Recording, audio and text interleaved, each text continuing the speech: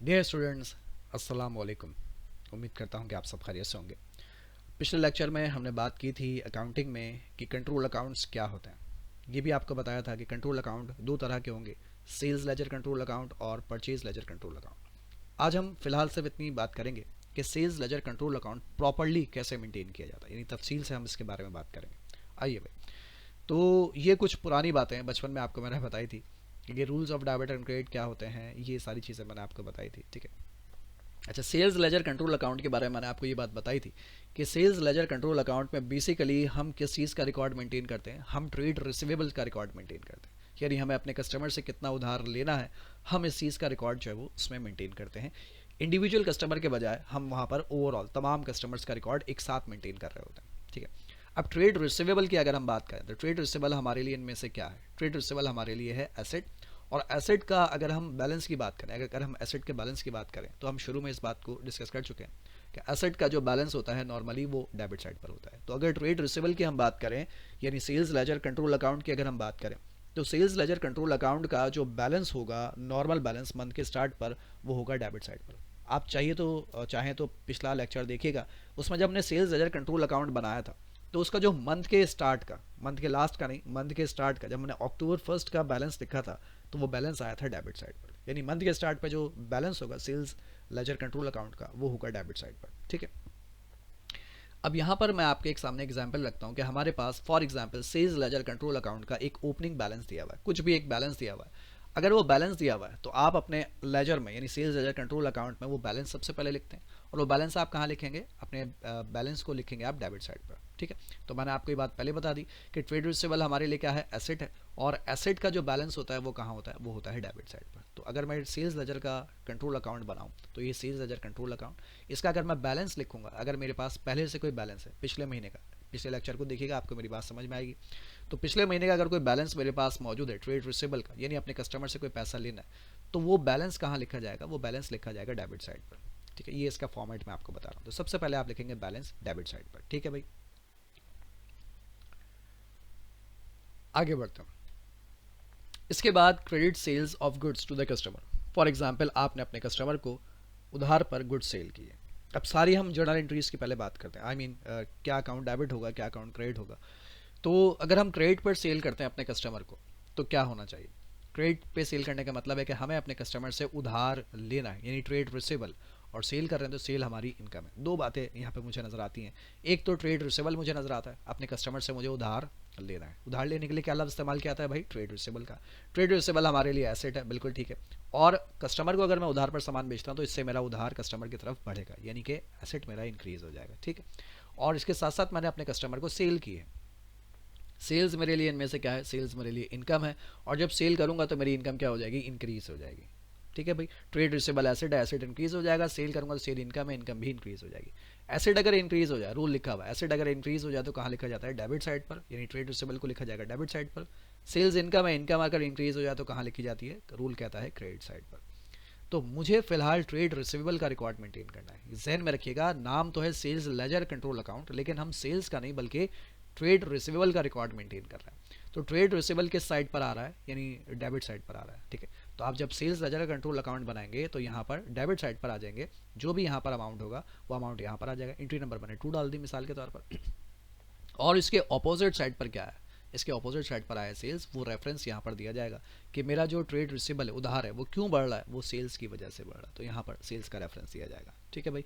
पहले बैलेंस आ गया, उसके बाद सेल्स भी आ गए डेबिट साइड पर। ये दोनों चीज़ें आ जाएंगी डेबिट साइड पर। यानी जब जब कस्टमर की तरफ मेरा उधार, आसान बातें बताऊँ आपको, बहुत आसान सी, जैसे जैसे कस्टमर की तरफ मेरा उधार बढ़ता जाएगा वो सब आप लिखेंगे डेबिट साइड पर।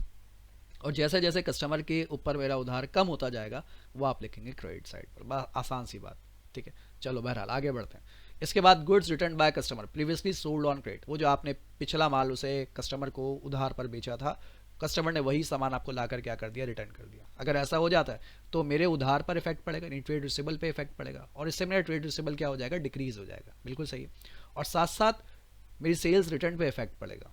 कस्टमर जो सामान मुझे वापस कर देता है उसे मैं कहता हूँ सेल्स रिटर्न। सेल्स रिटर्न मेरे लिए क्या है? एक्सपेंस है। और इससे मेरा नुकसान यानी मेरा खर्चा क्या हो जाएगा? बढ़ जाएगा। एक्सपेंस इंक्रीज हो जाएगा।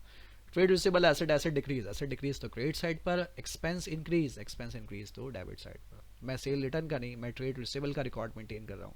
तो ये ट्रेड रिसीवेबल के साइड पर आ रहा है, क्रेडिट साइड पर। आप सोचिए, मैंने अभी थोड़ी देर पहले क्या कहा कि कस्टमर की तरफ अगर उधार कम हो जाएगा तो वहाँ जाएगा क्रेडिट साइड पर। कस्टमर अगर सामान मुझे लाकर वापस कर देता है तो जाहिर सी बात है कस्टमर के ऊपर अब मेरा उधार उतना नहीं रहेगा, बल्कि कस्टमर के ऊपर मेरा उधार कम हो जाएगा, डिक्रीज हो जाएगा। तो ये कहाँ पर आना चाहिए, क्रेडिट साइड पर। तो ये मैंने लिखा एंट्री नंबर 3 सेल्स रिटर्न के नाम से क्रेडिट साइड पर। ठीक है, ये दो पहले बता चुका हूँ। ये जो रेड कलर से इसका मतलब वो करंट है, उससे पहले जो ब्लैक कलर से लिखा हुआ वो प्रीवियस ट्रांजेक्शन, वो पहले हम एक्सप्लेन कर चुके हैं। ठीक है, नेक्स्ट पॉइंट पर आते हैं।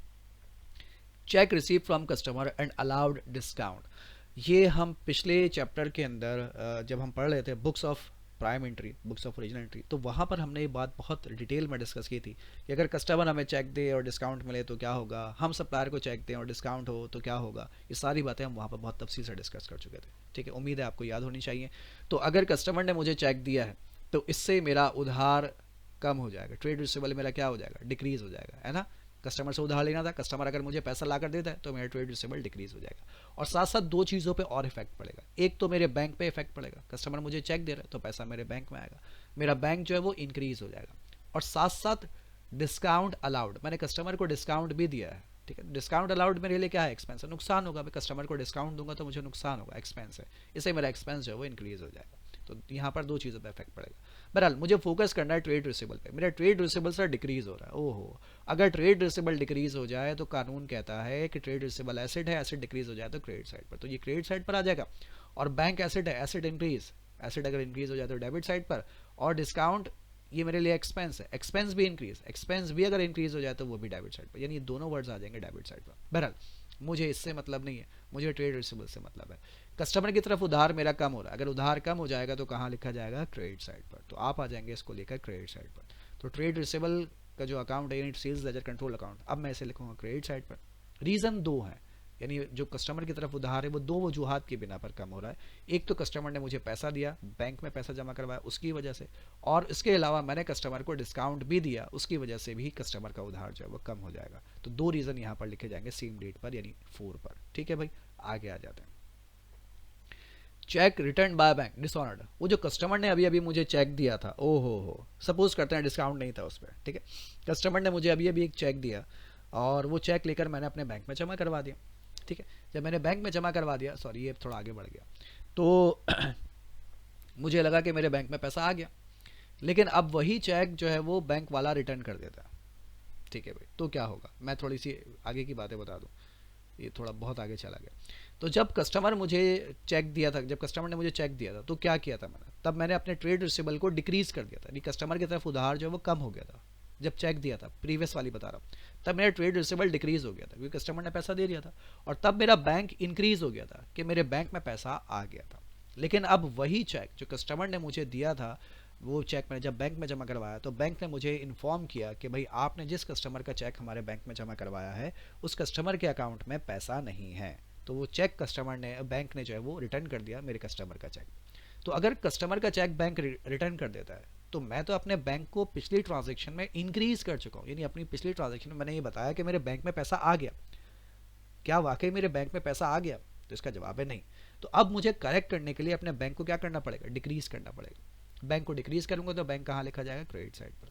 और पिछली ट्रांजेक्शन में मैंने कस्टमर के उधार को डिक्रीज कर दिया था, यानी कस्टमर का उधार कम कर दिया था। क्या कस्टमर के ऊपर वाकई उधार कम हो गया, उधार तो उस वक्त कम हो जाता ना सर जब कस्टमर पैसा दे देता या आप डिस्काउंट देते, लेकिन कस्टमर की तरफ से तो पैसा आया ही नहीं। वो तो हमें लगा कि पैसा आया, लेकिन एक्चुअली तो पैसा आया ही नहीं। तो कस्टमर का उधार जो मैं पिछली ट्रांजेक्शन में कम कर चुका था, अब उसी उधार को मैं कस्टमर की तरफ दोबारा से इंक्रीज कर दूंगा, बढ़ा दूंगा। तो ट्रेड रिसीवेबल दोबारा से मेरा इंक्रीज हो जाएगा। ट्रेड रिसीवेबल इंक्रीज हो जाएगा तो डेबिट साइड पर, बैंक डिक्रीज हो जाएगा तो क्रेडिट साइड पर। तो जब कस्टमर के ऊपर उधार बढ़ेगा वो कहाँ आ जाएगा, वो आ जाएगा डेबिट साइड पर। तो इसे भी मैं लिखूंगा डेबिट साइड पर। ठीक है, इस पॉइंट नंबर 5 को भी मैंने लिखा डेबिट साइड पर। क्यों, क्योंकि कस्टमर के ऊपर दोबारा से उधार, यहाँ जो उधार कम हुआ था कस्टमर की तरफ, वो उधार दोबारा से बढ़ गया क्योंकि कस्टमर की तरफ से पैसा तो आया ही नहीं। तो इसे मैंने दोबारा से यहाँ पर लिख दिया बढ़ाने के लिए डेबिट साइड पर। ठीक है भाई, तो यहाँ पर जो भी अमाउंट होगा, यहाँ पर रीज़न क्या आ जाएगा, बैंक, और ब्रैकेट में समझाने के लिए लिखा गया है डिसऑनर, कि भाई चेक जो है वो डिसऑनर हो गया। ठीक है भाई, आगे बढ़ते हैं। इसके बाद लिखा हुआ है refund to credit customer as over payment by customer. ये ओवर पेमेंट का मतलब क्या होता है, ओवर पेमेंट का मतलब ये होता है कि आपके किसी एक कस्टमर ने आपको जितना उधार था उससे ज़्यादा पेमेंट कर दी, ठीक है। अच्छा, इसको समझाने के लिए नीचे मैं आपके सामने एक एग्जांपल लिखता हूँ। सपोज कीजिए कि मुझे आपसे अमाउंट लेना है, पैसे लेने हैं, $3,800 मुझे आपसे लेने हैं। अगर पैसा लेना है तो मेरे लिए क्या है, ट्रेड रिसीवेबल है। आप मेरे पास पैसे लेकर आए और आपने कहा कि सर मेरे पास 4,000, मेरे पास चेंज नहीं है। मैंने बोला मेरे पास भी चेंज नहीं है, तो मैंने आपसे रिसीव कर लिए $4,000। आपको मुझे देने थे $3,800, बट मैंने आपसे रिसीव कर लिए $4,800। जब मैं आपसे $4,800 रिसीव कर लूँगा तो फिर क्या होगा, तब मैं एंट्री क्या रिकॉर्ड करूँगा, मीन्स मेरे पास पैसा आया, सही, मेरे पास पैसा आया तो मैं पैसे को डेबिट करूँगा, बैंक को मैंने डेबिट किया 4,000 से, और मैं ट्रेड रिसीवेबल को ही क्रेडिट करूँगा, कितने से, 4,000 से। सर 3,800 था उधार था, मैंने बोला अब मैं कर नहीं सकता क्योंकि डेबिट और क्रेडिट मुझे इक्वल करना है, बराबर करना है। तो अगर मेरे बैंक में 4,000 आए, ये तो कंफर्म है ना कि मेरे बैंक में 4,000 आए, क्योंकि आपने मुझे 4,000 का चेक दिया। अगर मेरे बैंक में 4,000 आए हैं तो मैं ट्रेड रिसीवेबल को भी 4,000 से ही क्रेडिट करूँगा, सही। उधार कम हो गया, आपने पैसा दे दिया तो उधार कम हो गया। ट्रेड रिसीवेबल कम हो जाए तो कहाँ लिखा जाता है, क्रेडिट साइड पर। अब इससे होगा क्या, अब इससे हुआ कि आपका उधार था 3,800, लेकिन आपने मुझे ओवर पेमेंट कर दी है 200 की, तो 200 जो आपका बैलेंस है अब वो नेगेटिव में चला जाएगा। मैंने बोला यार ये जो 200 का बैलेंस है ना मुझे तंग कर रहा है। मैंने बोला आप एक काम करिए, 200 जो है वो मैं आपको रिफंड कर देता हूँ, वापस कर देता हूँ, ठीक है। अच्छा, गौर से मेरी बात समझिएगा, आपका बैलेंस नेगेटिव में जा चुका है। आपसे मुझे पैसा लेना था 3,800, ठीक है। ट्रेड रिसीवेबल आपके ऊपर उधार था, पॉजिटिव था, प्लस में था 3,800। जैसे आपने मुझे 4,000 का अमाउंट पे किया तो अब आपका बैलेंस नेगेटिव में चला जाएगा। नेगेटिव का मतलब है कि आपका बैलेंस जो है वो क्रेडिट साइड पर चला जाएगा। ट्रेड रिसीवेबल डेबिट में होता है, जब ओवर पेमेंट कर देंगे तो आपका बैलेंस जो है वो क्रेडिट साइड पर चला जाएगा, ठीक है। तो आपका बैलेंस शो हो रहा है क्रेडिट साइड पर। अब जैसे ही मैं 200 आपको रिटर्न करूंगा, जो आपने मुझे 200 ओवर पेमेंट कर दी थी, मैंने बोला यार मुझे ये बर्दाश्त नहीं हो रहा, आप एक काम करें ले ले। प्रैक्टिकली मेरे साथ ऐसा बहुत होता है कि स्टूडेंट जो है वो मुझे ओवर पेमेंट करते हैं, सर ये क्या 200 500 की पेमेंट कर रहे हैं, आप एक काम करें हमसे ये एक्स्ट्रा पैसे ले लें। मैंने बोला भाई एक्स्ट्रा पैसे आप मुझे ना दिया करें, मुझे लाइबिलिटी पसंद नहीं है। तो वो जो एक्स्ट्रा अमाउंट मुझे पे करते हैं वो मैं फ़ौरन ही उन्हें कुछ ही लम्हों बाद जो है वो मैं उन्हें रिटर्न कर देता हूँ। तो बिल्कुल ऐसे ही ये 200 जो आपने मुझे एक्स्ट्रा पे किए ये मुझसे बर्दाश्त नहीं हो रहे और मैंने आपको ये रिटर्न कर दिए। अब जब मैं रिटर्न करूंगा तो क्या होगा, तो इससे मेरा ट्रेड रिसीवेबल दोबारा से बढ़ जाएगा। बढ़ कैसे जाएगा सर, वो ऐसे बढ़ जाएगा कि पहले मेरा ट्रेड रिसीवेबल माइनस में चला गया था 200, ऐसा ही था ना, 3,800 देने थे आपको, आपने 4,000 दे दिए, तो मेरा ट्रेड रिसीवेबल जो है वो 200 से नेगेटिव में चला गया, माइनस में चला गया। अब जैसे मैं आपको 200 वापस करूंगा तो अब मेरा बैलेंस कितना हो जाएगा, जीरो हो जाएगा। तो जो 200 माइनस का था उसे अगर मैं जीरो करना चाहूँ तो क्या करना पड़ेगा, प्लस करना पड़ेगा। सही है, मेरी बात समझ आ रही, गौर से दोबारा समझिए। 200 बैलेंस माइनस में चला गया तो समझ में आ गया आपको, ठीक है, क्योंकि 3,800 में से आपने मुझे 4,000 पे कर दिया, तो 200 का बैलेंस माइनस में चला गया। जैसे ही माइनस में गया मुझे बर्दाश्त नहीं हुआ, मैंने वो 200 निकाल के आपको वापस कर दिया, बैंक से डायरेक्ट ट्रांसफ़र कर दिया। अब जब मैं 200 ट्रांसफ़र कर दूंगा तो क्या अब कोई आपका मेरी तरफ या मेरा आपकी तरफ कोई उधार रहेगा, तो आपका जवाब होगा नहीं सर। तो इसका मतलब जो 200 नेगेटिव में था अब वो उधार जो है वो ख़त्म हो गया। अगर कोई चीज़ माइनस में तो मुझे उसे ख़त्म करना अगर हो तो क्या करना पड़ेगा, प्लस करना पड़ेगा। तो इसीलिए मेरा ट्रेड रिसीवेबल क्या हो जाएगा, प्लस हो जाएगा, यानी इंक्रीज़ हो जाएगा, ठीक है। और साथ साथ मेरा बैंक क्या हो जाएगा, डिक्रीज हो जाएगा, क्योंकि मैं आपको बैंक से 200 की पेमेंट कर रहा हूँ, तो मेरा बैंक जो है वो डिक्रीज हो जाएगा। ट्रेड रिसीवेबल इंक्रीज हो जाए तो डेबिट साइड पर, बैंक डिक्रीज हो जाए तो क्रेडिट साइड पर, यानी अब ये उधार लिखा जाएगा डेबिट साइड पर। तो यहाँ पर आ जाऊँगा अब मैं डेबिट साइड पर, ट्रेड रिसीवेबल के डेबिट साइड पर आ गया, इससे मेरा उधार दोबारा से इंक्रीज हो गया। और मैं यहाँ पर लिखूंगा अपोजिट साइड पर बैंक कि मैंने आपको पैसा जो है वो रिफंड कर दिया, ठीक है। अच्छा भाई, इसके बाद आते हैं इस interest charge on over due account. अब ये क्या मतलब है इसका, इसका मतलब ये है कि मिसाल के तौर पर मैंने आपको कहा था कि आपको जो उधार देना है वो आपको 30 डेज़ के अंदर आपको ये उधार की पेमेंट करनी है, ठीक है। और अगर 30 डेज़ में आपने पेमेंट नहीं की तो भाई फिर मैं आपकी तरफ जो है वो इंटरेस्ट चार्ज कर दूंगा, यानी आपकी तरफ जो है वो सूद लगाना शुरू कर दूंगा। आपने बोला ठीक है सर मैं 30 डेज़ में आपको पेमेंट कर दूंगा। 30 डेज़ हो गए आपने कोई पेमेंट नहीं की, मैंने बोला चलो ठीक है आप 5-10 दिन में पेमेंट कर देंगे, आपने फिर भी पेमेंट नहीं की, फिर और डेट डिले हो, यानी कि आपका उधार जो है वो डिले पे डिले पे डिले पे डिले पे होता चला गया। मैंने बोला भाई अब तो मैं आप पे इंटरेस्ट लगाऊंगा। आपने बोला सर जैसा आप मुनासिब समझे। तो अगर मैं आप पर इंटरेस्ट चार्ज कर देता हूँ, सही, फॉर एग्जांपल आपका जो ओरिजिनल उधार था फॉर एग्जांपल वो $5,000 का था, आपसे मुझे लेने $5,000, वो आप दे नहीं रहे, तो अब मैं कहूँगा कि भाई अब आप 5,000 के अलावा, जैसे अक्सर होता है यहाँ पर भी होता है कि आपकी जो फ़ीस थी वो ड्यू थी, अब आप फीस पे करने में डिले हो गए तो हम यहाँ से अपनी रजिस्ट्रेशन जो है कैंसिल कर देते हैं ऑन द स्पॉट, बिल्कुल 5 तारीख को हम रजिस्ट्रेशन कैंसिल कर देते हैं। फिर भी अगर कोई स्टूडेंट बहुत रिक्वेस्ट करता है कि नहीं सर यूँ, तो फिर हम उससे चार्ज करते हैं लेट फ़ी, ठीक है, इंटरेस्ट नहीं, हम उससे चार्ज करते हैं लेट फ़ी कि भाई आपने जो है वो अमाउंट जो है वो डिले कर दिया है, तो इसके लिए आपको जो है वो लेट फ़ी पे करनी पड़ेगी। तो जब लेट फ़ी हम उस पर अप्लाई करते हैं, मिसाल के तौर पर आपकी फ़ी जो है 500 है और अगर हम इस पर 200 लेट फ़ी लगाते हैं, तो अब क्या मुझे आपसे 500 ही लेना है? तो इसका जवाब है नहीं सर, अब आपको हमसे 700 लेने हैं। जो 200 आपने हम पर इंटरेस्ट चार्ज किया, लेट फ़ी लगाई है, उसकी वजह से आपका जो उधार है हमारी तरफ वो क्या हो जाएगा, इंक्रीज हो जाएगा, यानी ट्रेड रिसीवेबल जो है वो इससे क्या हो जाएगा, इंक्रीज हो जाएगा, ठीक है। और 200 मुझे और मिलने वाले इंटरेस्ट के, तो ये इंटरेस्ट अब मेरे लिए क्या बन जाएगा, मेरे लिए इनकम बन जाएगी, यानी 500 तो पहले ही मेरी इनकम थी, उसके अलावा 200 अब मुझे और पैसे मिलेंगे, तो वो भी मेरी क्या बन जाएगी, इनकम बन जाएगी। तो मेरा उधार भी आपकी तरफ बढ़ जाएगा और मेरी इनकम भी बढ़ जाएगी, ठीक है, इंटरेस्ट मेरा इनकम है और वो भी मेरी बन जाएगी। तो ट्रेड रिसीवेबल अगर इंक्रीज हो जाए तो डेबिट साइड पर, और इनकम अगर बढ़ जाए, ये लिखा हुआ इनकम अगर इंक्रीज हो जाए तो क्रेडिट साइड पर। तो ट्रेड रिसीवेबल के टी अकाउंट में कहाँ आ जाएगा, डेबिट साइड पर आ जाएगा। तो सेल्स लेजर के कंट्रोल अकाउंट में आपने इसे लिख दिया इंटरेस्ट को डेबिट साइड पर, ठीक है, क्योंकि इससे कस्टमर के ऊपर आपका उधार जो है वो इंक्रीज हो जाएगा। आगे बढ़ते हैं। इररिकवरेबल डेट्स रिटन ऑफ, इसका मतलब क्या होता है? इसका मतलब ये होता है कि किसी कस्टमर से मुझे लेने हैं, मिसाल के तौर पर $2000, और मैंने उसको टाइम दिया था 30 डेज़ का, 30 डेज़ गुजर गए, 40 डेज़ गुजर गए, 90 डेज़ गुजर गए, 120 डेज़ गुजर गए, 6 महीने, 8 महीने, 10 महीने, 1 साल, 2 साल गुजर गए, और अब उस कस्टमर की तरफ से कोई उधार मिलने की आवश्यकता नहीं है, आई मीन कोई संभावना नहीं है उसकी, ठीक है।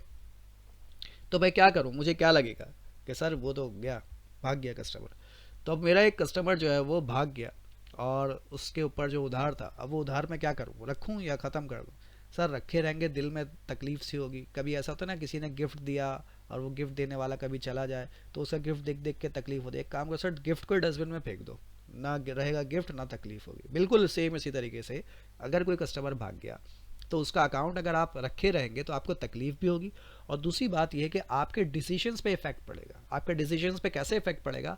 वो ऐसे इफेक्ट पड़ेगा कि आपको लगेगा कि ये पैसा भी मुझे मिलने वाला है, क्योंकि आपके रिकॉर्ड में तो लिखा हुआ है कि हाँ भाई कस्टमर से अभी पैसे आने वाले, लेकिन एक्चुअली वो पैसा नहीं आने वाला, तो उसे रख के कोई फ़ायदा नहीं है। आपको तकलीफ भी होगी और आप ये सोचते रहेंगे कि पैसा भी आने वाला है, पैसा आएगा तो इससे हम काम करेंगे, जो कि आना नहीं है। तो उस उधार को ख़त्म कर दीजिए ताकि आपको लगे कि भाई हाँ ये पैसा अब नहीं आने वाला। तो उसे हम कहते हैं बैड डेट्स रिटन ऑफ। जो उधार जो है बैड डेट्स भी कहते हैं, इरिकवरेबल डेट्स भी कहते हैं। तो जो उधार हमें नहीं मिलने वाला उसे हम राइट ऑफ कर देते हैं, यानी ख़त्म कर देते हैं। जब मैं अपना उधार ख़त्म करूँगा तो इससे जो मेरा रिसीवेबल होगा, कस्टमर के ऊपर जो उधार होगा, वो उधार क्या हो जाएगा, मेरा डिक्रीज हो जाएगा, है ना। ट्रेड रिसीवेबल मेरा क्या हो जाएगा, डिक्रीज हो जाएगा। और जब उधार मेरा डिक्रीज हो जाएगा तो ये पैसा तो मेरा डूब गया। अगर डूब गया तो ये मेरे लिए क्या बन गया, ये मेरे लिए बन गया एक्सपेंस। बजट्स मेरे लिए क्या बन जाएगा, इरिकवरेबल डेट्स मेरे लिए क्या बन जाएगा, एक्सपेंस बन जाएगा। मेरा नुकसान हो रहा है, खर्चा हो रहा है, तो ये मेरे लिए बन जाएगा एक्सपेंस। और इससे मेरा नुकसान क्या हो रहा है, मेरा नुकसान सारा इंक्रीज हो रहा है। ट्रेड रिसीवेबल पे फोकस कीजिए, मेरे ट्रेड रिसीवेबल से डिक्रीज हो रहा है। ट्रेड रिसीवेबल एसिड है, एसिड डिक्रीज हो जाए तो क्रेडिट साइड पर, और एक्सपेंस इंक्रीज हो जाए तो क्रेडिट साइड पर। सही है, ये सही है, सॉरी डेबिट साइड पर। एक्सपेंस इंक्रीज हो जाए तो डेबिट साइड पर। तो बेसिकली मुझे ट्रेड रिसीवेबल पे फोकस करना है। तो ट्रेड रिसीवेबल मेरा क्या हो रहा है, मेरा ट्रेड रिसीवेबल से डिक्रीज हो रहा है, उधार मेरा कम हो रहा है। बस उधार कम हो जाए तो कहाँ आना चाहिए, क्रेडिट साइड पर। तो मैं इरिकवरेबल डेट्स को लेकर भी आ गया क्रेडिट साइड पर, ठीक है भाई। तो ये यहाँ पर हो गई मेरी एक और ट्रांजेक्शन। आगे चलते हैं। इसके बाद Contra entry, set of trade payable. ये क्या है भाई, कॉन्ट्रा एंट्री समझिएगा। ये मैंने अपने लेक्चर्स में भी एक बात बताई थी, आज दोबारा यहाँ पर एक्सप्लेन करने जा रहा हूँ। सपोज कीजिए कि मुझे आपसे लेने हैं $3000, ठीक है। मुझे आपसे लेने ट्रेड रिसीवेबल $3000, क्यों? क्योंकि मैंने आपको कोई सामान बेचा, मुझे आपसे लेने $3000।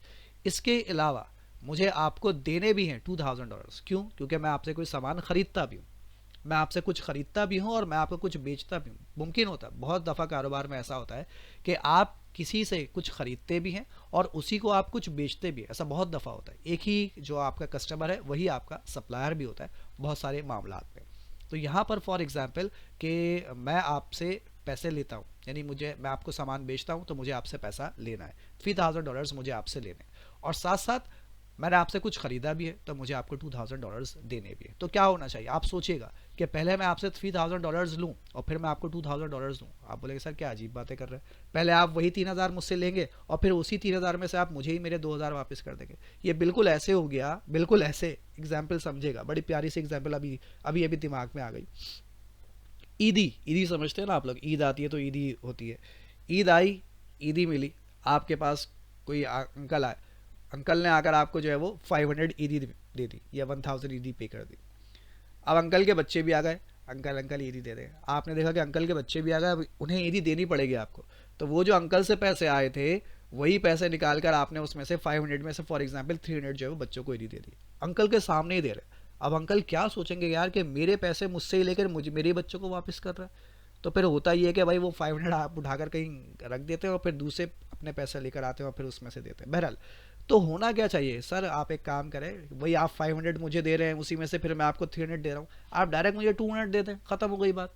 तो बिल्कुल यही काम यहाँ पर है कि हमें पहले आपसे पैसे लेने $3000 और फिर हमें आपको पैसे देने भी है $2000। तो पहले आप मुझे देंगे फिर मैं आपको दूंगा। तो ऐसा नहीं हो सकता कि डायरेक्ट मैं आपसे $1000 ले लूँ, यानी मैं आपसे ये कहूँ कि जो $2000 का हमारा उधार है इसे हम आपस में सेट ऑफ कर देते हैं। सेट ऑफ का मतलब होता है ख़त्म कर देते हैं।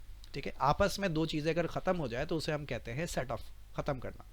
तो ये जो $2000 का उधार था, ये इस $2000 का उधार इसमें से ख़त्म कर दीजिए। तो मुझे अब आपको कोई पैसा देना नहीं होगा, सॉरी मुझे आपसे हाँ पैसा देना नहीं है, अब बस मुझे आपसे $1000 जो है वो लेने पड़ेंगे। तो इसमें से 2000 ख़त्म कर दिए ट्रेड रिसीबल में से, और ट्रेड पेबल में से भी 2000 ख़त्म कर दिए। जितना ख़त्म कर रहे हैं उसकी बात करें, बाकी रह जाएगा 1000, वो हम बाद में बात करेंगे। तो ये 2000 ख़त्म कर देते हैं, ट्रेड रिसीबल में से 2000 ख़त्म होंगे, ट्रेड पेबल में से 2000 ख़त्म होंगे। अब देखिए ट्रेड रिसीबल डेबिट साइड पर है, जब मैं इसमें से $2000 कम करूंगा, ख़त्म करूंगा, तो ये कहाँ पर आ जाएगा, ये डिक्रीज हो जाएगा, ट्रेड रिसीबल मेरा डिक्रीज हो जाएगा। और इसी तरीके से ट्रेड पेबल जो है वो क्रेडिट साइड पर है, ये भी खत्म करूंगा तो ये भी क्या हो जाएगा, मेरा डिक्रीज हो जाएगा, लाइबिलिटी भी डिक्रीज हो जाएगी, ट्रेड पेबल भी मेरा डिक्रीज हो जाएगा और ट्रेड रिसीबल भी मेरा डिक्रीज हो जाएगा। जब मैं ट्रेड रिसीबल को जो डेबिट साइड पर था, जब मैं इसे डिक्रीज करूंगा तो ये कहाँ आ जाएगा, क्रेडिट साइड पर आ जाएगा। और ट्रेड पेबल जो क्रेडिट साइड पर था, जब मैं इसे खत्म करूंगा तो ये कहाँ आ जाएगा, ये आ जाएगा डेबिट साइड पर।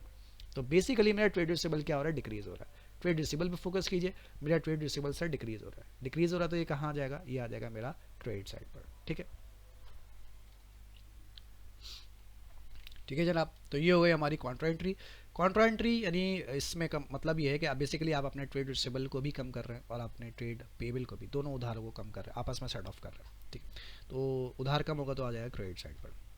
चलो भाई, अब क्या करना है, हमें बैलेंस करना है दोनों अकाउंट्स को, मतलब जो सॉरी दोनों साइड्स को बैलेंस करना है हमें। तो ये अभी आपके सामने अकाउंट बना होता है, जो कुछ भी डेबिट पे होगा, जो कुछ भी क्रेडिट पे होगा, फिर आप उसका डिफरेंस निकालेंगे। डिफरेंस जो है वो, क्योंकि sales ledger basically trade receivable का कंट्रोल अकाउंट है, तो ये होगा एसेट है, और एसेट का जब आप बैलेंस निकालेंगे तो इसका बैलेंस सीडी आएगा क्रेडिट साइड, यानी इसकी डेबिट साइड ज़्यादा होगी और इसकी क्रेडिट साइड कम होगी। जब डिफरेंस निकालेंगे तो नॉर्मली ये डिफरेंस जो आएगा वो क्रेडिट साइड पर आएगा।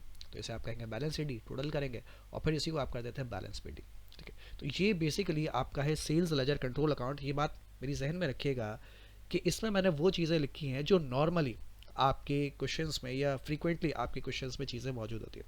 इसमें और भी कुछ चीज़ें हो सकती है, फॉर एग्जांपल इसमें ऐसा भी कुछ हो सकता है कि ये जो हमने अपना इरिकवरेबल डेट जिसे हमने राइट ऑफ कर दिया था, यानी हमारा कोई कस्टमर भाग गया था, कुछ अर्से बाद ये कस्टमर जो है वो हज करके वापस आता है और उसे ख्याल आता है कि नहीं यार पैसे लेके भागना बुरी बात होती है, और ये हमें लाकर जो है वो हमारा उधार वापस कर देता है। लेकिन हम तो इसका उधार ख़त्म कर चुके थे।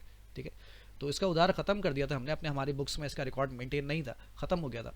तो अब ये लाकर अगर हमें पैसा वापस कर देता है तो इसके लिए भी सेल्स लेजर में इसकी एंट्री रिकॉर्ड की जाएगी। पहले इसका अकाउंट ओपन किया जाएगा और फिर पैसा देने के बाद इसका अकाउंट क्लोज भी कर दिया जाएगा, यानी कि उससे आपके बैलेंस पे कोई इफेक्ट नहीं पड़ेगा, लेकिन बहरहाल एंट्री के अंदर उसके इफेक्ट पड़ेगा। एक बार सेल्स लेजर जो है कंट्रोल अकाउंट डेबिट किया जाएगा और एक बार सेल्स लेजर कंट्रोल अकाउंट जो है वो क्रेडिट भी किया जाएगा। ठीक है, तो अगर ये कस्टमर पैसा लाकर वापस कर देता है तो इस तरीके से इसको रिकॉर्ड किया जाएगा। वो जब क्वेश्चन कभी आएगा तो उसके बारे में हम डिस्कस करेंगे।